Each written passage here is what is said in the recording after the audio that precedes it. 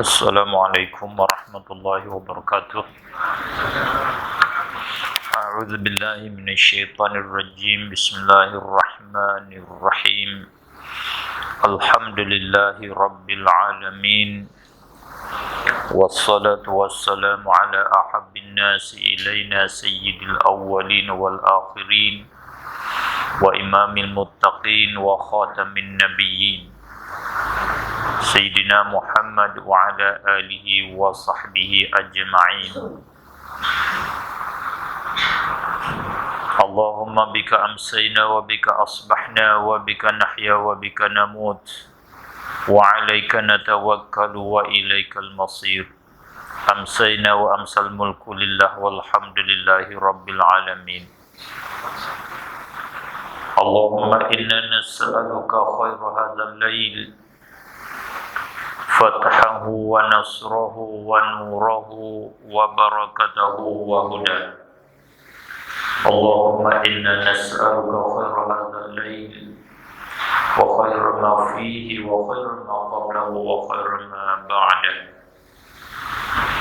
wa na'udzubika min syarri hadzal lail wa syarri ma fihi wa syarri ma qablahu wa syarri ma ba'dahu. Ya Allah, dengan Engkau sajalah kami berada di waktu petang ini dan di waktu pagi. Kepada Engkau-lah kami akan kembali. Ya Allah, kurniakanlah kepada kami kebaikan ini malam, kebaikan yang ada di dalamnya, kebaikan yang sebelumnya dan kebaikan yang selepasnya.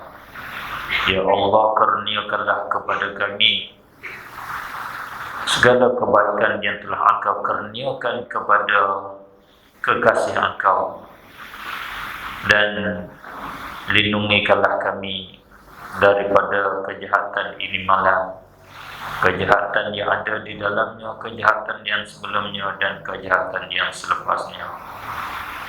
Ya Allah, berikanlah kepada kami keadaan yang baik di dunia dan keadaan yang baik di akhirat. Peliharakanlah kami, jagakanlah kami daripada azab neraka. Amin ya arhamar rahimin. Wa sallallahu wa sallam ala sayyidina Muhammadin wa ala alihi wa sahbihi ajma'in. Walhamdulillahi rabbil alamin. Alhamdulillah, sama-sama kita syukur kepada Allah Subhanahu wa taala. Kita berasa kata kita dapat perkara yang berharga mahal, yang bernilai harganya dari Allah Subhanahu wa taala, dengan Allah memilihkan kita menjadikan seorang hamba Dia yang beriman, dan lagi pula Dia memilihkan kita jadi seorang umat Nabi Muhammad sallallahu alaihi wasallam, yang mana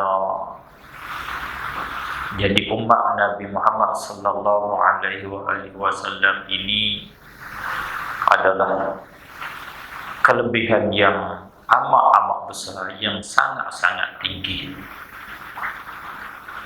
Kita maklumlah, kalau kita belajar dengan secara luar, kita akan jumpa kelebihan jadi umatnya Nabi Muhammad sallallahu alaihi wasallam. Bukan kalau tengok Nabi Musa pun dia minta nak jadi umat Nabi Muhammad sallallahu alaihi wasallam. Kelah Nabi, kelah Rasul nak jadi umat Nabi. Kita ni Allah pilih. Alhamdulillah, syukur banyak-banyak. Kerana Allah memilihkan kita jadi umat yang mulia, umat bagi Nabi yang mulia. Macam mana tak lebihnya jadi umat Nabi, kerana Nabi adalah afdalul khalqi, selebih-lebih makhluk Allah, sebelia-belia makhluk Allah.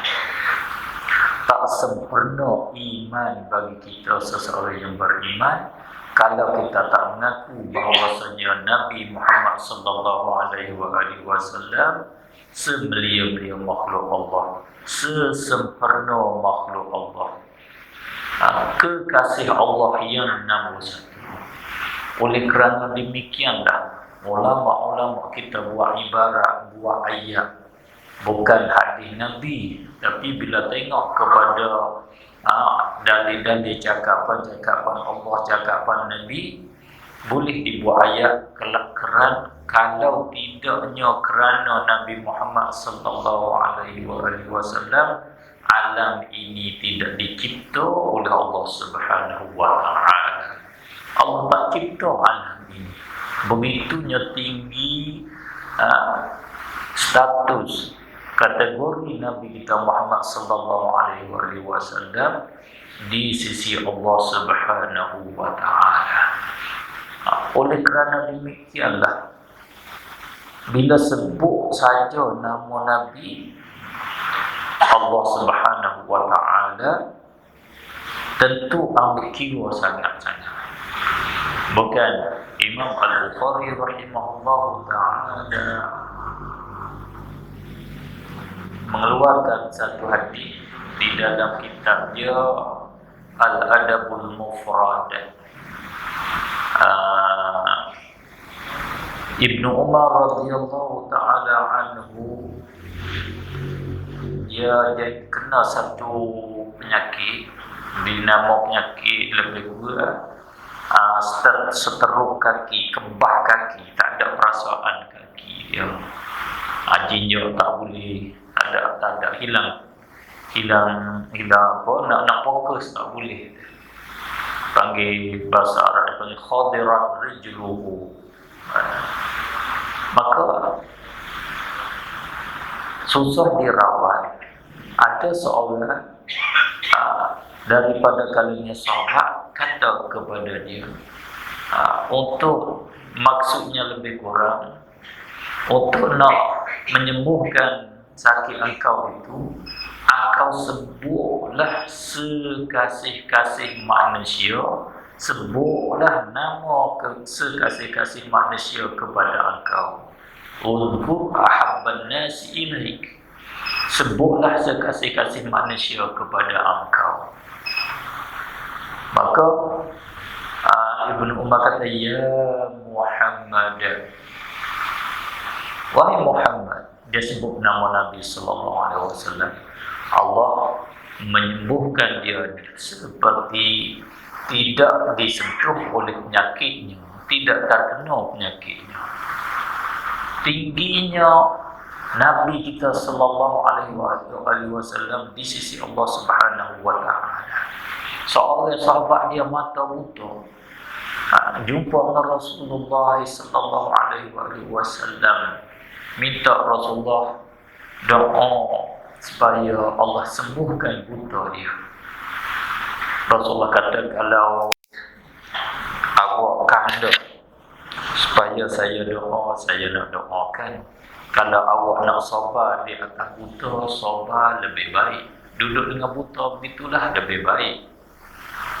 Dia kata, saya tak boleh nak sabar Rasulullah, tak ada orang nak bawa tutung, bawa jalan, dia tak boleh. Rasulullah kata, kalau begitu, beginilah. Kamu ambil wudu dengan secara sempurnanya. Sesudah kamu ambil wudu, kamu solat sunat 2 rakaat. Sesudah kamu solat sunat 2 rakaat, kamu baca doa ini.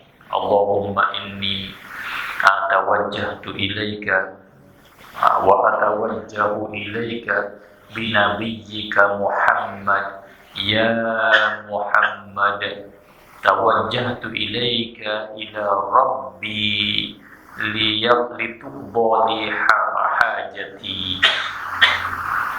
Nabi ajar begitu. Yang bermaksudnya Nabi kata, ya Allah, aku berhadap kepada engkau. Aku ambil Nabi Muhammad ni berhadap kepada engkau, berdepan dengan engkau. Ya Muhammad, aku ambil engkau berhadap dengan Tuhan aku, supaya hajat aku ditunaikan, diterimakan. Doa gitu, Allah membukakan mata dia, menyembuhkan mata dia. Sebut nama Nabi, ya Muhammad. inni tawajjahtu ilaika ila rabbi lituqda li hajati. Begitunya beliaunya Nabi kita Muhammad sallallahu alaihi wa alihi wasallam. Alhamdulillah kita jadi umat. Maka tuntutan kita di hari ini apa? Salah satunya kita kena usaha supaya kasih kepada Nabi itu masuk ke dalam sunubari kita, masuk ke dalam hati kita setinggi-tingginya, sehingga dialah yang paling kasih kepada kita. Bila disoal kita siapa yang paling kasih kepada kamu, kita jawab dengan tidak ada pilihan, seolah terjawab dengan otomatik daripada lidah kita dengan kata Nabi Muhammad sallallahu alaihi wasallam ataupun Allah dan Rasulullah lah yang paling kasih kepada. Itu yang paling penting. Bila ada yang itu, tetap kita beruntung, tetap kita berjaya, insya-Allah taala.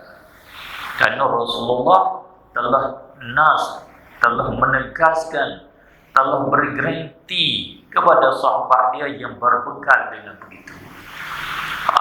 Rasulullah tanya, mau bekal apa untuk pergi kepada kiamat? Sahabat dia kata, saya tak berbekal dengan banyak solat, saya tidak berbekal dengan banyak puasa, hanya saya berbekal dengan menjadikan Allah dan Rasulullah paling kasih kepada saya. Rasulullah kata, al-mar'u ma'aman ahabba. Satu riwayat kata anta ma'aman ahabba. Seseorang itu dia akan dapat bersama dengan mereka yang dia kasih. Dia cinta kasih kepada siapa, dia boleh bersama dengan orang itulah. Artinya kamu dapat bersama dengan aku sebab kamu kasih kepada aku. Berjaya, untung, usaha kasih itulah. Sebab tu setengah-setengah daripada pendahuluan saya buat ayat. InsyaAllah saya buat ayat baru selawat kepada Nabi. Saya sketch dengan secara ringkas. Saya kata alhamdulillahirabbil alamin wassalatu wassalam ala ahabbin nasi ilaina sayyidil awwalin sayyidina Muhammadin wa ala alihi wa sahbihi ajma'in. Tukar ayat kata ala asyrafil anbiya, seketika guna ayat tu, seketika selawat begini, supaya nak tanam dalam hati itu, supaya kalau ni kasih pada Nabi ni paling kasih kepada Nabi tertanam, jadi sadiqah, jadi selalu terkeluar daripada lidah, supaya nak begitu. Bila berfikir siapa yang paling kasih, tuju kepada Nabi sallallahu alaihi wasallam. Kata wassalatu wassalam ala ahabbin nasi ilaina. Selawat dan salam minta Allah jujur ke atas yang paling kasih dari kalangan manusia kepada kami, sayyidil awwalin wal akhirin. Di malam ni kita nak mengisinya apa dia diminta, dibagi tahu kepada saya, dimaklum pada saya, kata minta kita mengisinya pandangan ulama usuluddin, ulama kalam, ulama aqidah tentang tasawuf. Minta begitu. Yang sebenarnya kena bagi masa sikitlah kepada saya untuk saya tatapkan, tengok balik semula supaya lebih halu, lebih detail perkara yang ini. Kerana cakap di dalam masalah agama ni, kita pembawa pendakwah agama, mesti kena beramanah. Amanah di dalam ilmu sangat besar. Tak boleh kita nak reka-reka, nak sebut-sebut dengan semau kita, tak boleh. Ulama kita sangat-sangat jaga. Amanah ni bukan kata di dalam masalah agama saja. Semua masalah diwajib atas kita amanah. Di masa kita sekarang ni, wala'iyadzubillah, minta Allah jaga kita, masa yang hilang amanah. Hilang amanah. Wala'iyadzubillah, minta Allah jaga kita lah. Setengah daripada rusak dunia, setengah daripada rusak akhlak kerana hilang amanah. Tak ada amanah. Tak ada amanah ahli-ahli dunia. Itu satu segi. Sampai kepada ahli pendakwah agama ni pun tidak ada amanah. Nakal, ambil kataan Imam Nawawi, diubah-ubahkan. Nakal Imam Ghazali, diubah-ubahkan. Tak bagi tahu kata ubah. Kadang-kadangnya salah, kadang-kadang sengaja diubahkan, kadang-kadangnya tidak dibangsa kepada ashabul maqal, kepada ampunnya kata buat kata sendiri, kata dia inilah yang bijaknya nak tunjuk, sedangkan dia ambil jual, berniaga dengan kata orang lain dengan tidak ada amanah. Ahli-ahli ilmu sendiri pun begitu. Walhamdulillah. Sebab itu yang saya boleh nak sebut ni, dengan masa terdekat, dengan masa cepat-cepat ni, saya sebut sepitah lalu lah. Tak berapa detail, tak berapa tepat sangat. Saya sebut dengan secara, saya ambil dengan secara kesimpulan daripada perbahasan ulama kita. Kita maklum bahawasanya ilmu syariat, ilmu di dalam agama ataupun rukun agama, dia ada 3 rukun agama. Seperti rukun solat, dia ada 3 rukun. 13 rukun. Suku-suku dia, juzuk dia. Kalau kurang satu daripada 13 rukun, tak dinamakan solat. Agama ada 3 rukun dia. Cumanya beza sikitnya, ada perbezaan di antara rukun agama dengan rukun solat, rukun puasa, rukun hajat, rukun zakat, rukun hajinya. Bila kurang rukun agama ni, tak pasti kata orang itu tidak beragama. Tengok-tengok, pilih. Kalau kurang dalam tajuk ni, hilang agama. Kurang dalam tajuk ni, nama dia agama ada, tetapi tak full, tak penuh. Begitu pula neraca dia, tak sama neraca dia. Apa dia rukun agama? Sebab tu ulama kita tafsir hurai bagi pendetailan definisi rukun nisbah dengan rukun agama ini, dengan mana perkara-perkara yang besar, perkara-perkara yang penting di dalam agama. Begitu, bukan kata jadi juzuk, jadi suku yang bila ternapi dia hilang agama, tak juga. Dia bagi perkara penting di dalam agama sebagai lambang agama yang sebenar, yang besar. 3 rukunnya. Satunya akidah yang betul, nama dipanggil iman. Hak ni kalau lupa akidah yang betul, hak ni hilang agama terus, rusak agama terus. Hak ni rukun sungguh, juzuk agama betul-betul. Yang kedua, nama dia Islam. iaitu melaksanakan tuntutan perintah daripada Yang Maha Kuasa, daripada Allah Subhanahu wa taala. Laksanakan suruhan dia, arahan dia, dan laksanakan larangan dia. Hak arahan suruh buat, hak dia larang ditinggalkan. Nama dia Islam. Cara melaksana secara praktik, zahir luar, buat dengan anggota kaki, tangan, mata, telinga, lidah. Praktik apa arahan tu, nama dia itulah Islam.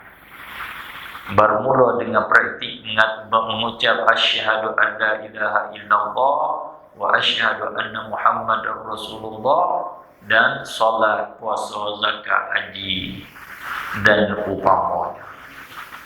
Yang ketiga dipanggil ihsan. Nama juga dipanggil tasawuf namanya. Tiga itulah nama rukun agama. Tetapi yang dua belakang itu, kalau kita tidak praktik dia, kalau kita tak ada pada kita, kita ni tidak terkeluar daripada iman, tak terkeluar daripada agama Islam. Hanya dipanggil kita Islam kita tak penuh 100%. Islam jadi kurang 50, 60, 70, tengok persing kita lah. Itulah yang banyak ayat ulama kita takwil hadis Nabi, la yu'minu ahadukum, tidak beriman oleh seorang kamu, man la ya'manu jahirahu bawa'iqah. Misalnya, tidak beriman oleh seorang kamu, la yu'minu, tidak beriman oleh man, oleh seorang, oleh mereka yang tidak aman oleh jirannya.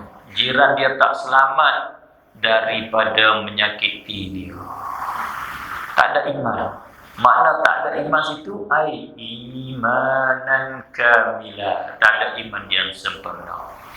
La imana, tidak ada iman. Man la amanatalah, bagi mereka yang tidak ada amanah baginya. Bukan tak ada iman jadi kufur, tak ada iman yang sempurna, yang full, yang kamil. Iman dia tak penuh. Begitulah. Bila dah kita tahu begitu, kata tasawuf, ihsan, akhlak, satu daripada rukun agama. Apakah pandangan ulama tentang tasawuf? Sama ada ulama kalam, ulama tauhid, ulama fiqh, ulama lughah, ulama bahasa, ulama hadis, muhaddisin. Apa pandangan mereka? Tetaplah pandangan mereka positif, bukan negatif. Tetaplah pandangan mereka diterima sebab mereka tak tolak sama sekali rukun agama. Memang mereka tak tolak. Macam mana nak kuasa? Siapa kuasa nak tolak rukun agama?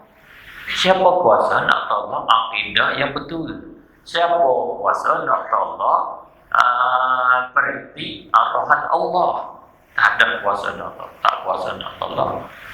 Sebab itulah dengan secara ijmal, dengan secara menyeluruh, pandangan ulama tentang tasawuf adalah positif, baik, diterima, bukan satu daripada ilmu yang wajib ditutupi, wajib dipelajari. Wajib kita menghasilkan dia, Tetapi oleh kerana di sana ada ajaran yang dibangsa kepada tasawuf, yang disandar kepada tasawuf, tetapi pada hakikatnya adalah tasawuf yang palsu. Tasawuf yang tidak berkaedah dengan kaedah syariah. Dari situlah timbulnya negatif dengan tasawuf. Ditolak oleh ulama-ulama Islam, sama ada ulama kalam, sama ada ulama syariat sendiri. Ulama tasawuf sendiri pun tolak. Sebab itulah bila tengok perkataan Imam Junaid, Imam Qushairi, Imam Ahmad Rifai, ke semua tokoh-tokoh tasawuf, mereka buat kaedah selalu tasawuf yang betul begini. Maknanya ada muncul di sana tasawuf yang salah, tasawuf yang sesat. Untuk jadi neraca bagi kita, tasawuf baik dan akidah baik, kesemuanya ada yang sesat, ada yang betul. Ilmu akidah ada yang sesat, banyak yang sesat bukan. Bilangan dia tak kurang daripada 70. Maklum kata 73 firqah, 73 golongan, 72 daripadanya sesat, 1 daripadanya betul. Bukan tasawuf saja.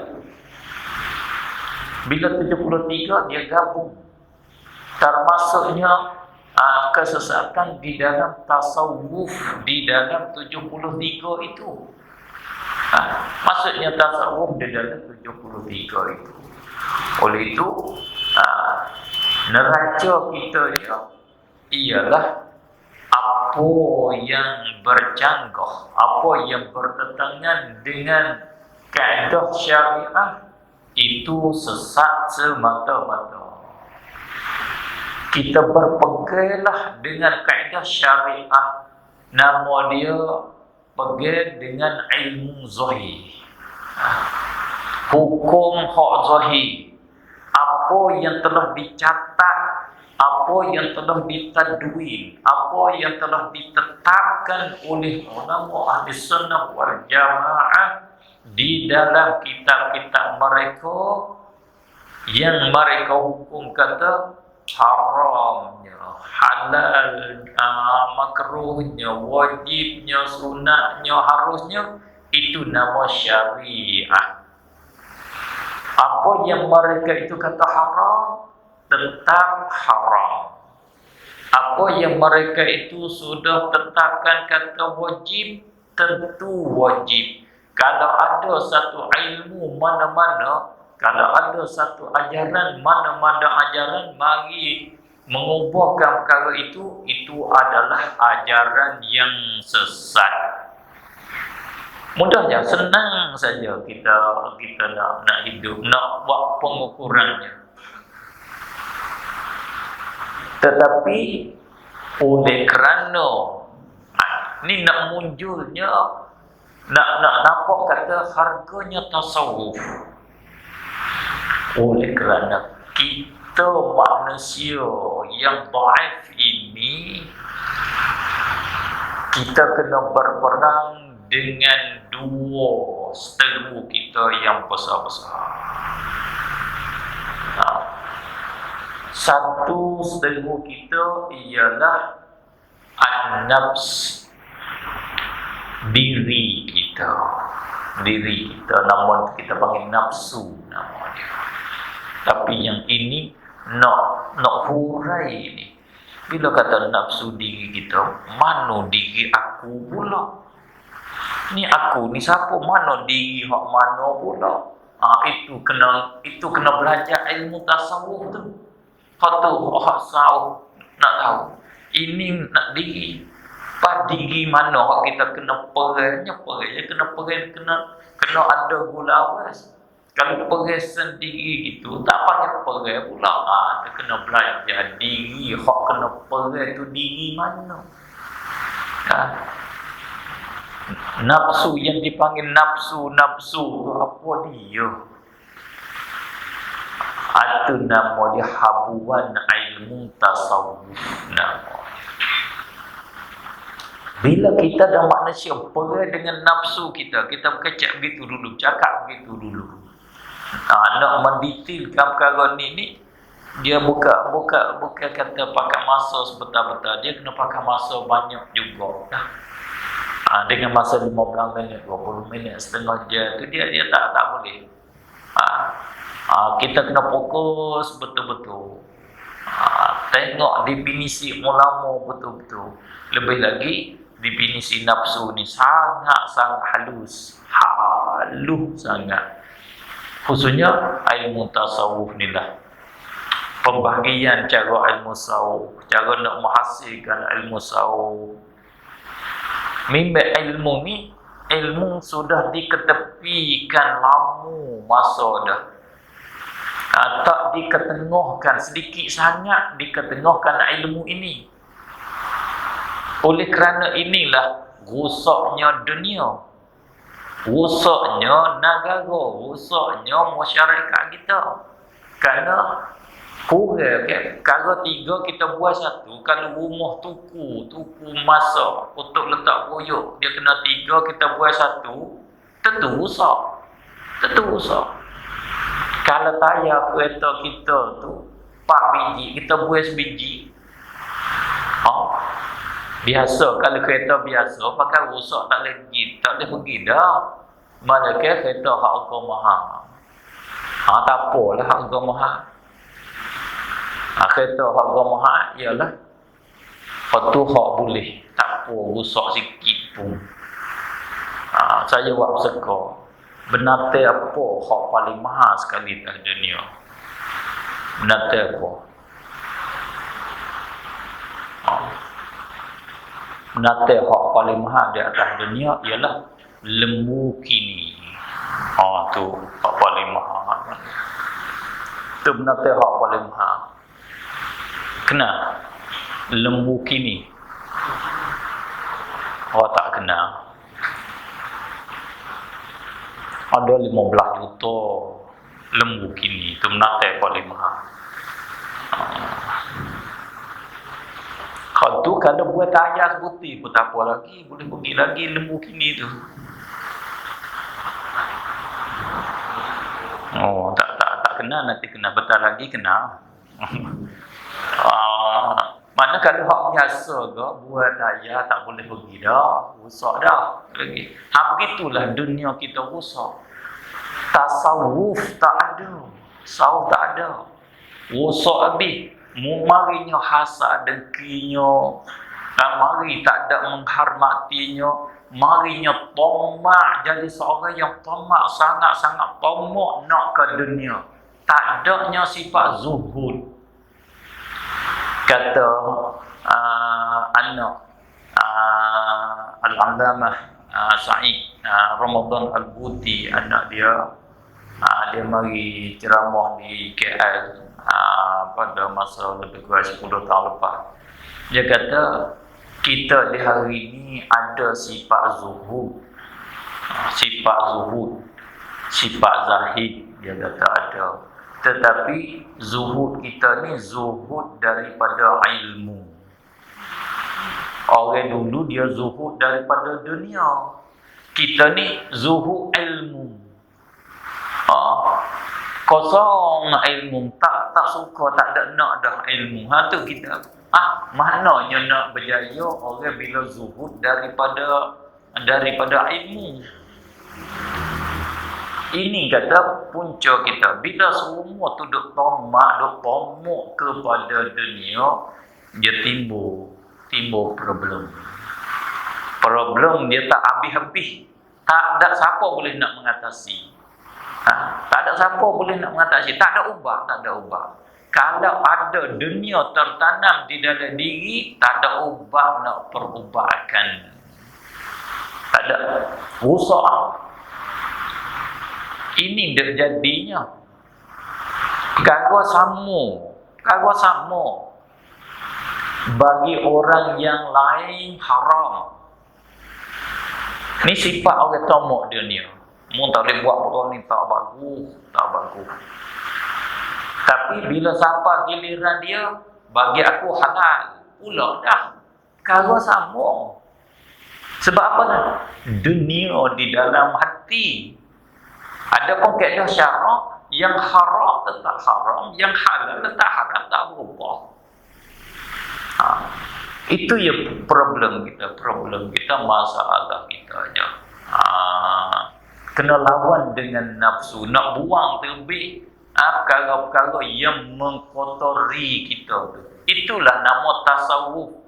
Asal tasawuf di situ, nama tazkiyatun nafs, yang diambil daripada firman Allah Subhanahu wa taala, qad aflaha man zakkaha wa qad khaba man dassaha. Kat situ Allah bersumpah panjang, banyak Allah bersumpah, wasyamsi wa duhaha wal qamari idza talaha wan nahari idza jallaha wal laili idza yaghshaha was samaa'i wa ma banaha wal ardi wa ma tahaha wa nafsin wa ma sawwaha fa alhamaha fujuraha wa taqwaha. Panjang Allah bersumpah. Nak ceritanya dua perkara. Isyarat kata penting di dalam bahasa Arab, kaedah bahasa Arab, kaedah Allah. Bila dia nak bagi tahu perkara penting, dia bersumpah. Orang Arab bila perkara tu penting, dia iring, dia mendului dengan sumpah. Wallahi, bila kata wallahi, itu perkara penting sangat. Bila wallahi, orang Arab sudah jadi darah dia. Dia tak boleh nak berbohong kalau dia bermula dengan wallahi. Kalau wallahi hak sungguh. Kalau jangan wallahi hak lancar mulut dia. Hak lancar mulut tu dia bohong. Wallahi pun hak tu lancar mulut. Kalau kita buat apa dia panggil surat agreement, gitu tak sebut, betul tak betul, surat perjanjian. Bila kita bercakap betul-betul masalah ni macam mana, aku nak pastikan perkara ni. Bila tepat begitu, bila dia kata wallahi, boleh kita percaya. Tetap dia tak bohong. Itu kaedah. Dia sudah jadi daging darah dia dah. Sudah jadi daging darah.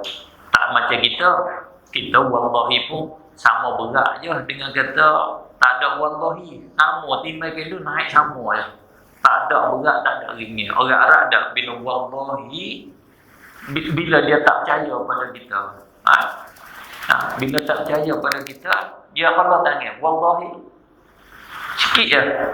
Kalau kita berani ucap wallahi, dia amanah sikah kepada kita 100% dari orang Arab. Senang ya dia. Bila kita tipu tu, dia tak percaya pada kita 100%. Wallahi aku tak boleh pakai. Itu kaedah dia begitu. Allah dia nak cerita dua perkara. Pertama dia kata qad aflaha, sungguhnya dapat falah, dapat kemenangan. Hayya 'alas salah, hayya 'alal falah. Berhadaplah kamu di atas kemenangan, beruntung, bertuah, bernasib baik tu falah. Sungguhnya beruntung, bertuah, bernasib baik man zakka, mereka yang membersih ia akan diri, akan nafsu. Orang membersihkan nafsu, orang itu beruntung. Menyucikan diri dia, membersihkan hati dia. Itulah tajuk ilmu tasawuf nama dia. Maka ilmu yang begini siapa nak kata sesat? Siapa nak kata sesat? Yang kata sesat ilmu yang bercanggah dengan kaedah tadi syariat. Bila ilmu Saud dia ada di sana oleh kerana nafsu, dia nak cari kepentingan dunia dia guna dengan nama tasawuf. Macam sama ya. Kita hari ni guna ambil nama tok guru buat guna. Ambil orang alim buat ambil nama orang alim tak depan. Itu juga kita nak kepentingan peribadi kita. Contohnya nama saya, kalau nama saya tu popular sikit, orang terima, nak minta derma tu mudah dibagi, nama saya akan naik. Oh ni boleh misalnya. Boleh bagi. Guna nama dia. Oleh kerana nama tasawuf ni sangat-sangat bagus. Orang ahli tasawuf lah, orang ahli lah sungguh. Orang ahli agama betul-betul ahli tasawuf. Memang orang ahli agama sungguh ahli tasawuf. Kalau tak masuk tasawuf, tak sempurna, tak jadi ahli agama yang sebenarnya. Macam kita, tengok kita ukur timbang diri kita benar tak bebas dalam bawah agama. Sungguh ke tak kita? 100% ke tak 100%? Tak 100%. Sebab tu kalau cuba kita baca di dalam sejarah, sikit sebanyak dah saya baca sikit-sikit tajuk tertentu di dalam sejarah. Tapi rasa bila baca hak lain pun rasa sama, macam belajar lah. Saya belajar fiqh misalnya kitab Imam Al-Dar fiqh Syafi'i, belajar beberapa buah kitab, misalnya kitab kecil bermula dengan Mata Ghayatul Taqrib, syarah huraian dia oleh Buah Hasyah, oleh Imam Asbihani, dan hasyiah dia Imam Bajuri, Ibnu Qasim, dan belajarlah Iqna yang ditulis oleh nama Syafi'i dan syarahnya, dan kitab Minhajul Talibin bagi Imam Nawawi yang disyarah dihurai oleh Imam Qalyubi dan Imam Mahalli, dan yang disyarah oleh Syekh Khatib Al-Syarbini. Bila baca kitab ni, baca kitab lain, baca nampak sama dah, lebih kurang, tak ada lari dah, lebih kurang dah, isi tak ada beza dah. Boleh fikah kalau baca hak lain pun begitu dah, tak ada berubah dah. Begitu juga baca di dalam tarikh-tarikh ni lebih kurang, tengok bila baca tu nampak lebih kurang. Tidak ada satu peperangan peperangan Islam dengan orang kafir yang dapat kemenangan, dapat pertolongan daripada Allah dengan luar biasa, melainkan yang disertai bahkan di depan, duduk barisan depan mereka daripada ahli tasawuf kesemuanya. Tapi bila naik gambar, orang ahli dia panggil batal, dia panggil apa kalau kat sini bahasa Malaysia, kalau orang pelakon dia lah hak-hak lebih sekali tu dia panggil ke apa orang lain mati dia lah tak matinya hero lah. Bila naik hero orang lain dah lah. Bila nak hari kemerdekaan, siapa yang memerdekakan? Hero orang lain lah. Orang dia tak ada apa-apa, dia kosongkan nama dia tak ada nama. Buat tengok Muhammad Al-Fatih, pembuka Istanbul, pembuka Konstantinia, pembuka Rom, siapa dia? Mananya kita nampak gambarnya orang ahli Saud? Tak ada. Dia bila menang, dia mencabutkan diri tu. Tak ada lah. Dia cabut diri tu. Sedangkan Rasulullah mengagungkan dengan orang pembuka Rom tu kan. Rasulullah kata la tuftahannal Konstantinia, akan dijajah, akan dibuka, akan ditakluk oleh orang Islam. Konstantinia Rom, yang ialah ittifaq ulama kata ditukar nama belakang ni Istanbul. Dulu pada masa Rasulullah panggil Konstantinia, bahasa orang barat dia panggil Rum nama dia kat situ. Rasulullah kata negara ni negara yang teguh lagi akan dimenang, dikalah, dia akan dikalah, akan dibuka. Fala ni'mal amiru amiruha, sebaik-baik pemimpin perang yang buka bandar Konstantinia, bandar Rom, ialah orang amir yang bawa tentera untuk memenangi Rom itulah. Maka siapakah yang jadi amir? Amirnya iaitu Muhammad Al-Fatih. Dan siapa yang dipakai dia? Daripada ahli tasawuf. Orang ahli lah betul-betul, tak dikenali, tak ditahu nama pun mereka. Itulah kata ajaran tasawuf. Bila dah melianya, orang guna nama dia, nak kepada dia. Kerana apa? Kerana orang ahli tasawuf ni bila betul-betul ahli tasawuf dapat kemuliaan daripada Allah di dunia sebelum daripada akhirat. Qabul Allah boleh nampak di dunia lagi sebelum pada akhirat. Ciri kata dia tu diterima oleh Allah nampak di dunia ni lagi dah. Kata dia ahli syurga, nampak ahli syurga. Maka siapa tak nak menego dengan nama dia? Itulah terbitnya tasawuf yang sesat. Mari kata tasawuf itu ialah kita dapat mendampingkan diri dengan Allah. Bila kita sudah berdamping diri dengan Allah, dekat diri dengan Allah, tututan syariat ini tergugur daripada kita. Sebab apa? Sebab kita sudah jadi ahlillah. Kita orang sudah dekat dengan Allah. Semaya pun tak payah semaya. Sebahagiannya. Sebab semaya ni suruh orang hak jadi hamba biasa. Macam kita pakai guna orang kerja ke.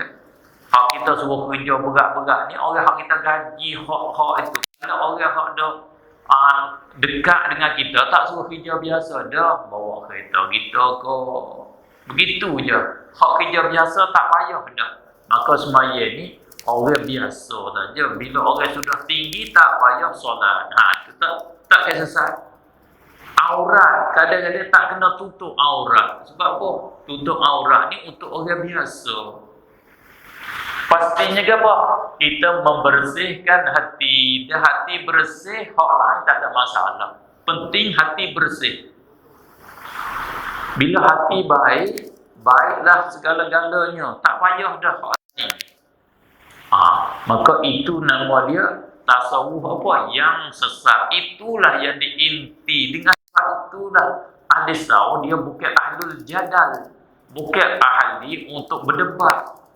Dia bukan untuk berdebat. Dia tak berdebat dengan orang. Ahli tasawuf.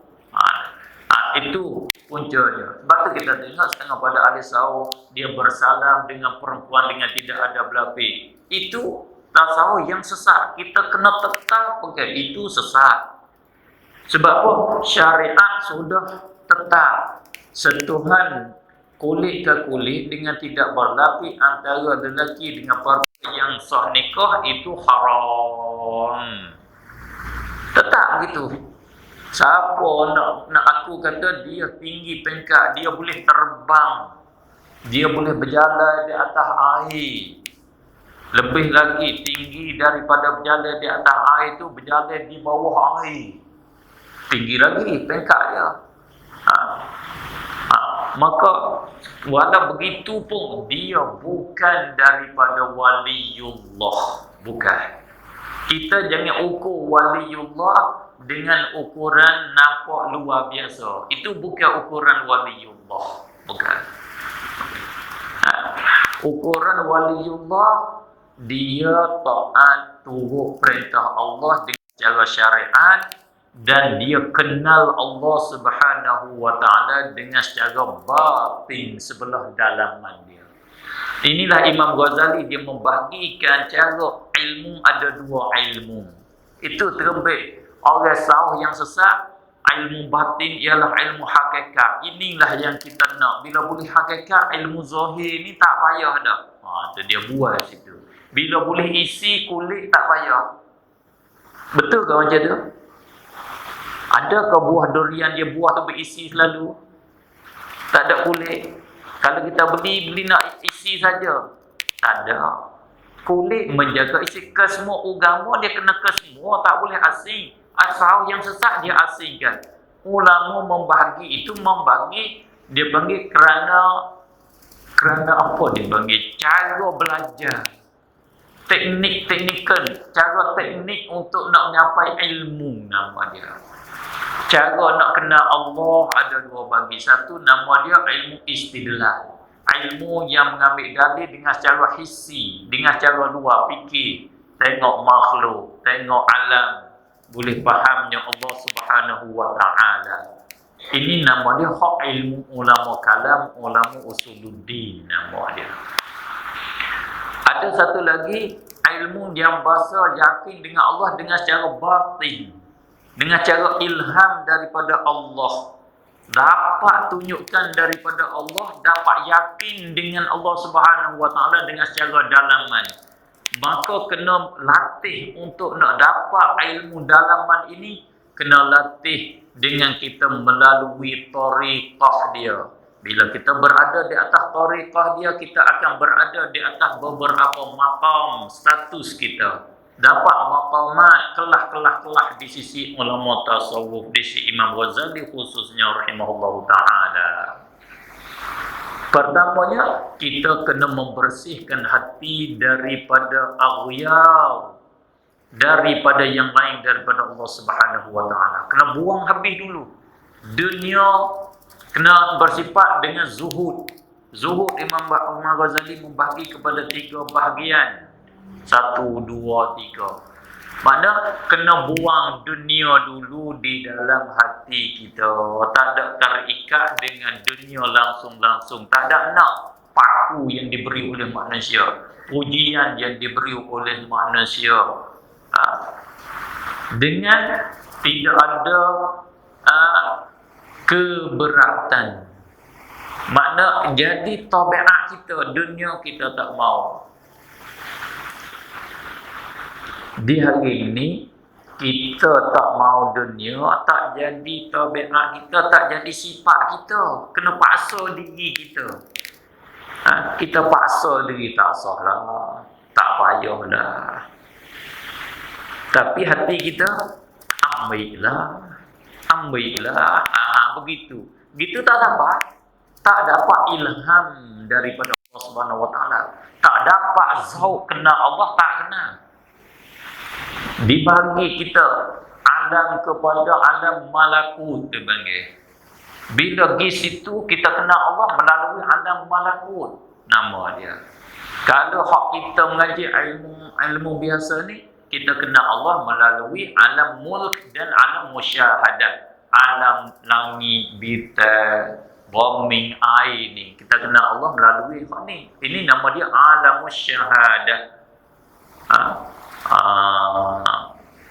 Bila kita pergi dengan bersih hati kita, kita akan duduk di satu alam. Kita kenal Allah di alam itulah. Itu nama dia tasawuf. Nama dia kenal Allah dengan zauq. Kita tengok alam musyahadah ni, kita nampak Allah semua dah. Nak tengok langit, nampak Allah. Tengok lembu, nampak Allah. Tengok air, nampak Allah. Hilang diri kita dalam zat Allah. Yang panggil fana kita di dalam zat.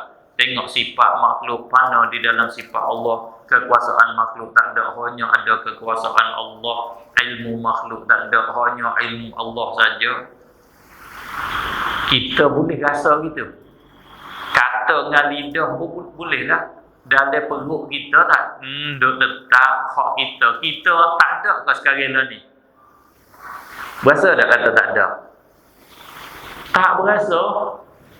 Tak berasa tu lah. Mana kita tak sampai tu. Tak sampai sebab kita tak lalu jalan dia. Lalu jalan dia tu lah nama dia panggil salik. Nama dia tu orang kena lalu jalan dia. Cara nak pergi sampai ke situ. Munasabah lah. Kalau orang ni boleh berjalan di atas air punya munasabah. Tak ada masalah. Dia boleh terbang pun tak ada masalah. Sebab apa? Terbang tu seolah dia tak ada. Pergi ni yang lain pergi. Tak ada masalah. Macam kita nak naik di atas timbangan kan.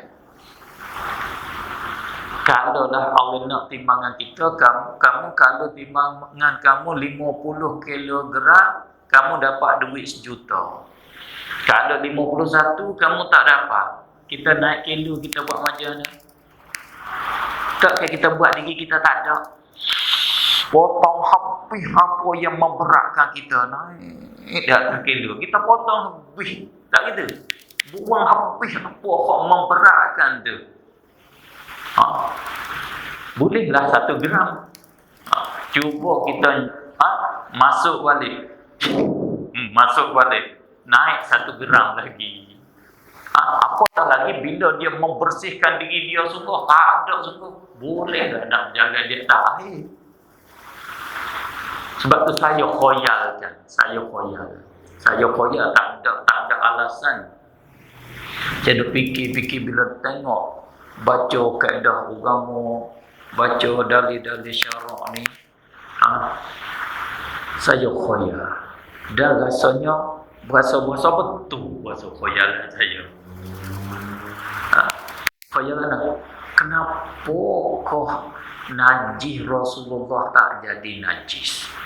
Kenapa kok peluh Rasulullah jadi minyak wangi seperti minyak wangi?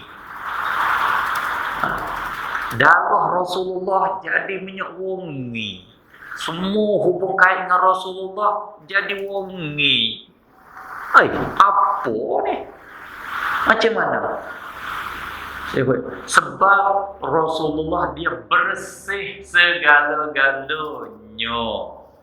Hati bersih, makanan bersih, minuman bersih. Mana yang nak membusukkan? Busuk-busuk ni kita berketuk busuk. Panggil berketuk. Sini apa? Ketuk juga tak? Buat angin itu busuk. Sebab apa? Makanan kita kotor. Makan kotor. Lepas tu, makanan kotor tak apa lagi. Tak ada busuk sangat. Perut kita kotor juga. Berdeki ke orangnya. Nak pamak dunianya. Macam-macam perut kita. Macam mana berketuk tak busuk? Macam mana peluh kita tak bau busuk? Bau busuk. Campur dua-dua. Makan ni kotor. Minuman pun kotor. Minuman haram, makan ni haram. Akhlak pun haram. Sangat-sangat busuk. Bila Rasulullah bersih, macam mana nak mari busuknya? Harum selada. Sebab tu lalat dia tak tenggak Rasulullah. Sebab apa? Tak ada hak yang nak lalat ni tenggak tempat kotor. Rasulullah mana kotor dia nya? Rasulullah tak ditenggak oleh lalat. Kita lalat dok jauh mari cari lagi.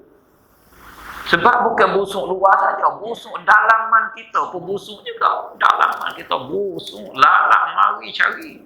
Allah, saya fikir aku ni busuk sungguhlah. Masya Allah. Duduk dalam tandas, lalat mari cari lagi. Saya masuk tandas. Nak cari tengah. Ya Allah, Masya Allah, aku ni cemanya, kotornya. Mimbanya begitu. Itulah, ada seorang perempuan. Rasulullah dah tidur bila peluh dia keluar, kita dah ambil. Rasulullah sedar kata, mau ambil apa? Aku nak buat minyak wangi.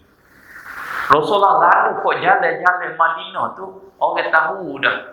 Oh, ni Muhammad lalu ni. Sebab ada bau harum Rasulullah lalu. Saya khoyal gitu. Sebab apa? Sebab bila masa kita sudah qada hajat, kita bersih, berketuk tak busuk sangat kan? Biasa je keluar angin. Ni kerana bersih. Tu saja mari khoya begitu.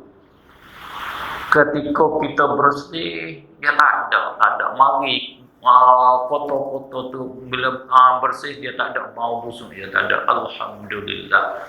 Itulah mana tasawuf yang sebenarnya, tidak diinti oleh mana-mana firqah.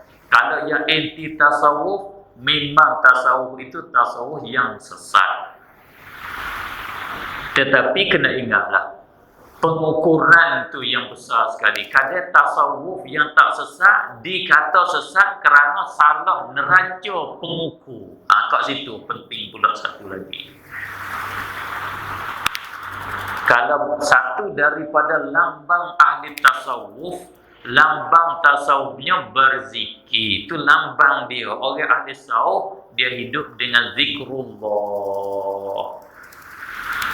Ada kala zikir lidah dia. Kalau lidah dia tak zikir, hati dia sentiasa dengan Allah. Boleh dikatakan 24 jam dia. Itu ahlillah yang sebenarnya. Sehingga mereka hukum di atas diri mereka, kalau dia lupa dengan Allah, hilang Allah daripada dia, maka dia tu sudah jadi kufur. Dia boleh garanti diri dia sampai begitu ahlillah. Tiba-tiba bila berzikir itu, berbagai-bagai cara berzikir. Ada berzikir dengan bergerak, ada berzikir dengan berdiri, ada berzikir dengan berlenggak-lenggang, berbagai-bagai zikir. Ada berzikir dengan melopak-lopakkan. Itu adakah tasawuf yang sesat? Kat situ pula. Maka bila diiman dengan neraca yang tidak sempurna, neraca yang tak berkualiti, neraca yang di produk made in China misalnya, untuk budak-budak belajar menego, neraca harga RM5, RM3, timbal dengan neraca itu, berzikir seperti demikian dikira sesat, zikir demikian dikira tasawuf yang sesat. Bila itu tasawuf yang sesat, dikias di atas itu semua tasawuf sesatlah. Itu nama dia, tu problemnya. Itu timbang dengan timbangan dengan neraca yang tidak berkualiti. Boleh faham? Bagai yang sepatutnya 1 kilogram. Kalau kita gitimen neraca hak tak kualiti, naik 3 kilo dah. Tak sampai 1 kilo dah. Sebab nama timbangnya untuk budak-budak belajar menego dan umpamanya, untuk budak bermain nama dia. Adapun kalau neraca berkualiti, timbanglah kalau bagai 1 kilogram, tetap naik 1 kilogram lah. Tak berubah-ubah dah. Maka neraca hak berkualiti itulah tidak ada, nisbah dengan pengalaman saya, tidak dimilik akan neraca itu melainkan oleh Ahlus Sunnah wal Jamaah saja. Ahli Sunnah lah yang milik neraca itu. Lain daripada Ahli Sunnah wal Jamaah, neraca tidak berkualiti. Sebab tu kita pasti dulu, bila kata perkara ni sesat, perkara ni bid'ah, itu ditimbang dengan neraca mana?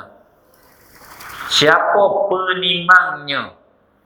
Mizan dia tu ambil kat mana? Al-Mizanul Adil, Qisṭasil Mustaqim. Imam Ghazali dia buat cara neraca di dalam kitab dia, nama neraca yang betul, neraca yang adil, nama Al-Qisṭasul Mustaqim, yang iktibas dengan Al-Quran, wazinu bil qisṭasil mustaqim. Allah kata kamu kena timbang satu-satu perkara dengan neraca yang betul, neraca yang berkualiti. Kena baca kitab tu, tengok Imam Ghazali bagi neraca 5 neraca. Kalau timbang dengan 5 neraca ni, betul-betul lah. Kalau salah lah neraca. Perkara itu. Itulah yang dimiliki oleh ulama kita Ahlus Sunnah wal Jamaah. Maka neraca yang tak sempurna, dia timbang dengan neraca dia apa? Kalau yang tidak dikerja oleh Rasulullah sallallahu alaihi wasallam itu dibilang salahnya. Itu neraca tak sempurna tu. Tak sempurna. Hak ahli sunnah neraca dia bukan begitu. Neraca dianya apa yang bertentangan dengan Quran, hadis, dengan dalil syarak, itu yang salahnya. Itu neraca ahli sunnah wal jamaah. Nampaknya tengok kepada masa tu, rasa tak boleh nak teruskanlah, cukup banyak tu lah pengisian kita malam ni. Kalau tak betul dengan tajuk pun minta maaf banyak-banyaklah. Mudah-mudahan apa sikit sebanyak yang saya sampaikan itu jadi bermanfaatnya, ada faedahnya, dan mudah-mudahan jadi pedoman, jadi neraca bagi di dalam hidup kita untuk kita nak menimbangkan kalau antara al-haq dengan al-batil. Boleh kita membezakan al-haq dengan al-batil dengan cara sempurna dulu, dengan cara tidak halus. Kebaikan ke semua kita harap Allah cucur dan bagi kepada kita, dan semua kejahatan yang kita tahu dan tidak tahu kita harap Allah menghindari dan menjauhi dan menjagakan kita daripadanya. Dan kita harap bahawa Allah Subhanahu wa taala dialah sahaja yang memperlakukan semua perkara, yang memperlagikan awan-awan semuanya. Dialah yang menurunkan kitab dari langit. Dialah yang mengalahkan persekutuan seteru Islam. Di hari ini kita minta, ya Allah, Engkaulah yang menurunkan kita, Engkaulah yang memperjalankan awan, Engkaulah yang memperlakukan segala perkara, Engkaulah yang mengalahkan persekutuan seteru Islam. Ya Allah, kalahkanlah seteru Islam, ya Allah. Menangkanlah tentera Islam, ya Allah, khususnya tentera Islam di Palestin, ya Allah. Ya Allah, kalahkanlah Yahudi dan Israel, ya Allah, dan sekutu-sekutu mereka, ya Allah. Ya Allah, jadikanlah mereka satu pengajaran bagi alam, ya Allah. Ya Allah, jadikanlah mereka satu pengajaran bagi alam, ya Allah. Ya Allah, jadikanlah mereka satu pengajaran, ya Allah, bagi alam, ya Allah. Engkau hancurkan mereka, ya Allah. Hancurkan mereka, ya Allah. Hancurkan mereka, ya Allah. Rabbana atina fid dunya hasanatan wa fil akhirati hasanatan wa qina azabannar. Wa sallallahu wa sallam ala sayyidina Muhammadin wa ala alihi wa sahbihi ajma'in. Walhamdulillahi rabbil alamin. Subhanakallahumma wa bihamdika asyhadu an la ilaha illa anta astaghfiruka wa atubu ilaik.